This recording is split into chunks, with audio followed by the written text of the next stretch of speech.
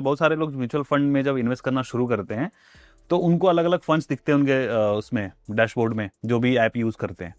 तो उसमें रिटर्न्स के बेसिस पे या जो भी उनको नाम अच्छा लगा या क्या अच्छा लगा कि वो लोग मल्टीपल फंड्स में एसआईपी करना शुरू कर देते हैं, जिससे ओवरलैप हो जाता है उनका फंड। तो उनके लिए थोड़ा सा बताइए कि कैसे वो फंड को चुने कि भाई मेरे लिए कौन सा फंड सही है या कौन से फंड में डालना सही है, थोड़ा सा वो पता कैसे करें कि ये फंड हमारे लिए अच्छा है। ठीक, तो स्टार्ट करते हैं। पहले गोल बना लीजिए और गोल को ड्यूरेशन दे दीजिए।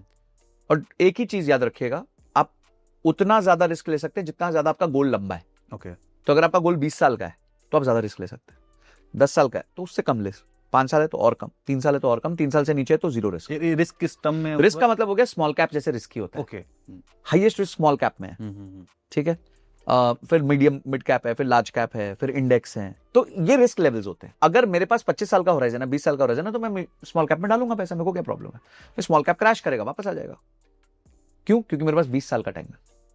पर अगर आपके पास टाइम ही 5-7 साल का है तो आप स्मॉल कैप में मत डालिए, आप लार्ज कैप में डालिए। अब उसके अंदर कैसे सिलेक्ट करना चाहिए, समझो बहुत सारे स्मॉल कैप फंड्स हैं। अगर आपको ज्यादा दिमाग नहीं लगाना, अगर आपको लगता है यार मेरा ये काम नहीं है, तो आप स्मॉल कैप का इंडेक्स फंड खरीद लीजिए। जैसे स्मॉल कैप 250, ओके, उसका कोई भी इंडेक्स फंड उठा लीजिए। बोलो यार दिमाग ही नहीं लगाना, क्यों लगाएं? 20-25 साल के होराइजन में जनरली सब एक जितना ही रिटर्न दे देते हैं, इंडेक्स जितना ही रिटर्न देते हैं।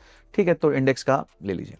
अगर आपको उसमें चुनने बैठना है तो थोड़ा सीखना पड़ेगा कि भाई आपको मल्टीपल टाइम होराइजन्स पे आपको देखना है कि वो बेंचमार्क को बीट कर रहा है, क्या वो उसको बीट कर रहा है, क्या कहते हैं अपने कैटेगरी एवरेज को बीट कर रहा है। कुछ चीजें सीखनी पड़ेंगी आपको। पर मैं आपको हाथ जोड़ के रिक्वेस्ट करता हूं, ये सब छोड़ दो। जो चीज में निवेश करना है उसका इंडेक्स खरीद लो।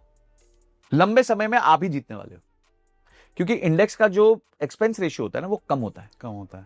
और वो जो बचा हुआ एक्सपेंस रेशियो होता है ना, वो मीट करने के लिए फंड मैनेजर की चीखें निकल जाती हैं। आपको लगता है 70-80 पैसे का फर्क है, उसको पूछो जो बेचारा वो 70-80 पैसे जिसको जनरेट करने एक्स्ट्रा, ये क्या हालत होती है उसको। तो एक्सपेंस रेशियो इसलिए कम होता है कि उसमें जो मैनेजर ही नहीं करने का कुछ मतलब हेडेक ही नहीं है। तो कई ऐसे होते हैं जैसे 20 पैसे में ही आपको, अभी जैसे मैं आपको बताऊं, निफ्टी 20 करके एक ETF है जो निफ्टी 50 को का इंडेक्स ETF है। आपको पता है उसका एक्सपेंस रेशियो कितना है? 0.04 नहीं 0.04, मतलब कुछ है ही नहीं, नाम मात्र है।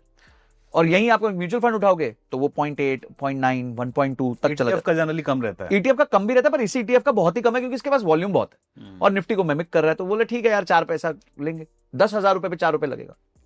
तो ये चीजें आप थोड़ा बेसिक चीजें देखिए, लॉन्ग टर्म में मैटर करेगा एक्सपेंस रेशियो, जो बहुत मैटर करेगा।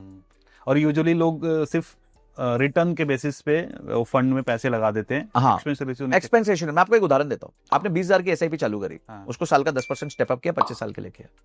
अगर आपका रिटर्न 12% है और 12.5 हो गया, उसके बीच में 50 लाख का फर्क पड़ जाता है। तो 50 लाख मतलब 2 लाख रुपए साल के हो गए ना, तो आपको फ्री के मिल रहे हैं ना, आपको तो फ्री के ही मिल रहे हैं। तो expense ratio is very important, उसका ध्यान रखिए। अपने ऊपर लोड कम लीजिए। जितना आप कम सोचेंगे फाइनेंस को लेके, उतना आप ज्यादा पैसा कमाएंगे। ये फाइनेंस का उसूल है। और जितना आप ज्यादा बॉक्सिंग करते रहेंगे उतना कम पैसा कमाएंगे। तो एक बंदे को कितने फंड्स में पैसे डालने चाहिए? Not more than 4 to 5। Okay, बस 5 फंड बहुत। और जैसे गोल्ड का भी आजकल ETF या फिर फंड्स आ चुके हैं, तो उसमें करना चाहिए। बिल्कुल, आपको गोल्ड में निवेश करते रहना चाहिए। अगर आप समझे 100 रुपए निवेश कर रहे हैं, 5 से 10 रुपए गोल्ड में जरूर निवेश करें। ETF के माध्यम से करें। ETF is the best way to invest in gold. Physical gold ना लें, क्योंकि फिजिकल को स्टोर करना, ये करना, वो GST वगैरह भी लगता है। GST 3% का लग जाता है, फिर उसमें टैक्सेस ज्यादा हैं, ये परेशानी वो परेशानी, चोरी होने का भी डर है। बिल्कुल। और अगर आप उसमें भी रखते हो, अपने लॉकर में भी रखते हो, तो लॉकर में भी एक सीमा होती है जिसके ऊपर वो नहीं देंगे। आपके रेंट का 100 गुना होता है। तो आपने 5,000 का रेंट दे दो, ज्यादा से ज्यादा आपका 5 लाख रुपए तक का गोल्ड सेफ होगा। सो ये छोटी, जो आप छोटे यूनिट्स नहीं खरीद सकते फिजिकल में। ETF में तो आप 9 रुपए से ETF कर सकते हो, 9-10 रुपए से। छोटा सा भी गुम हो गया तो फिर हार्ट अटैक आ जाएगा। बिल्कुल, फिर दुख भी होता है।